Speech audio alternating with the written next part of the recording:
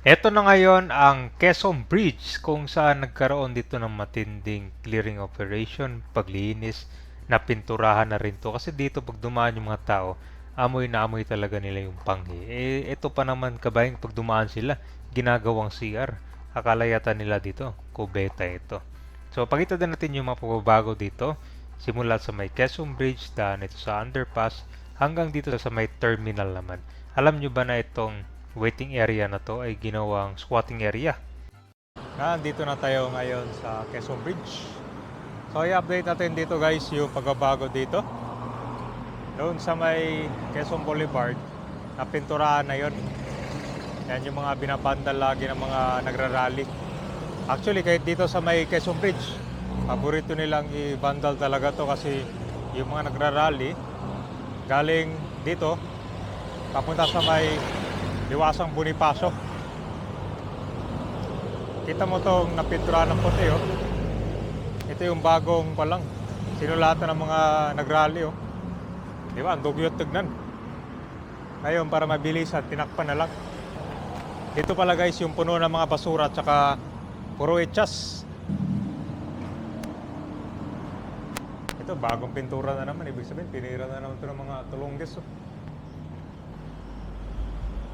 Mabuti at ako na lang. Wala masyadong amoy dito. No? Yung ginagawang CR ng mga dumadaan dito. Tapos ito naman yung mga natitirang mga barong-barong dito kabayan. No? Sa may ilalim ng tulay. So marami pang mga dito. Information. Ngayon ko lang anong gagawin. Kung matutuloy siguro yung esplanade dito guys. Tanggal lahat yung mga bahay dito. No? Dito lang kasi parang tinibag na tong building eh. Ito na lang wala pa. PWH nagpinturan ito dati eh. Para magmukhang malinis.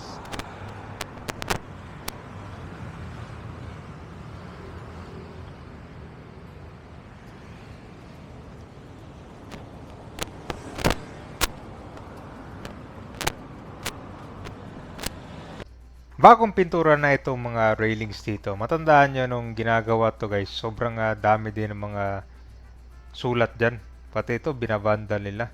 Tapos itong mga bakal dito sa Quezon Bridge na pinturahan na rin yan. Tapos pag dumaan kayo dito sa gabi, grabe ang liwanag no. Talagang safe na safe ka na. Kahit maglalakad ka lang dito kahit 10 oras ng gabi.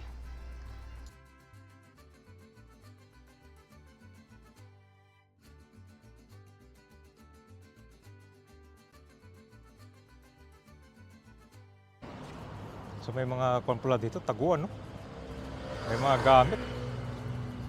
Tsaka mayroon din mga mga basura. Dito pala yung taguan ng mga basura oh. Ano ba yun oh? Dito po yung esplanade ngayon. Puntang Arroceros Park. Ngayon ka bagsik ngayon dito.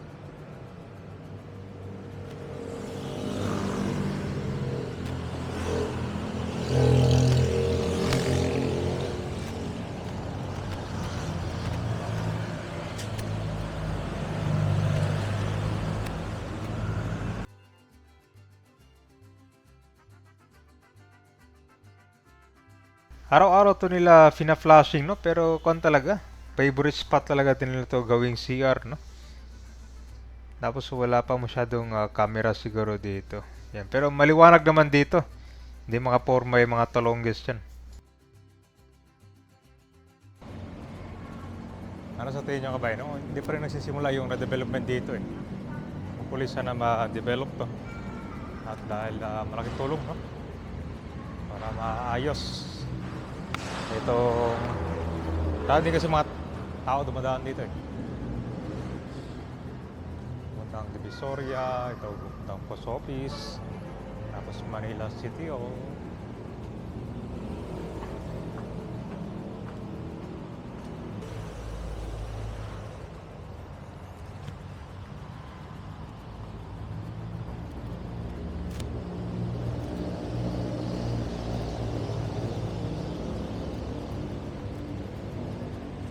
okay guys, so nandito na tayo. Napakita ko sa inyo itong waiting area guys na ginawang squatter area. Sinirado na pala siya. Naging squatter area kasi ito nung waiting area, no? Pero ngayon hindi siya binubuksan. Yung pagkatao dito eh. Ito.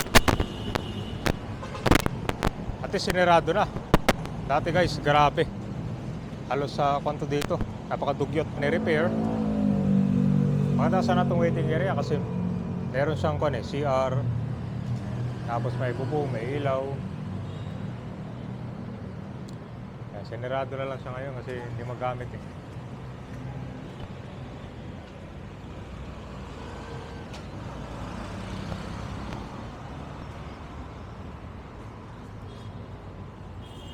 Although meron namang waiting area dito, doon lampas sa may liwasang.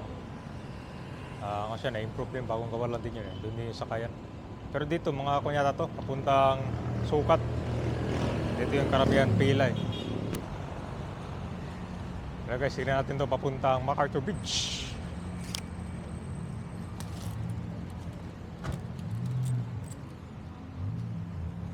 Yung ginagawa kasing project yun eh. Yan guys. At least ko na. Wala nang mga ISF dyan.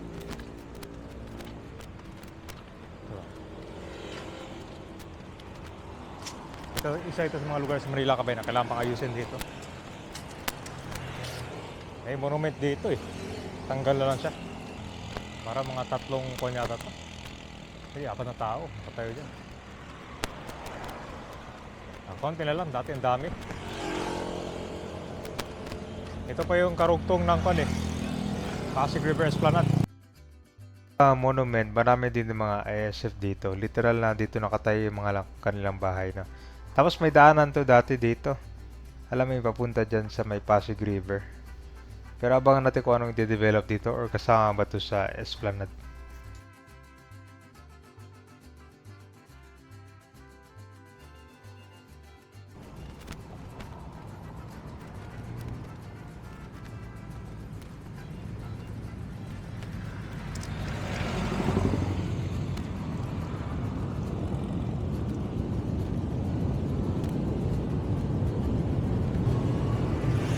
Clear na pala dito.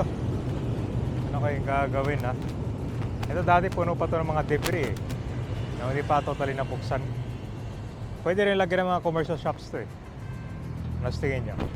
Kasi yung mga commercial shops andun sa Intramuros, sa ilalim ng LRT. Dito wala pa masyado. Hopefully no, para bantayin to para hindi maging imbakan basura or gawing squatting area.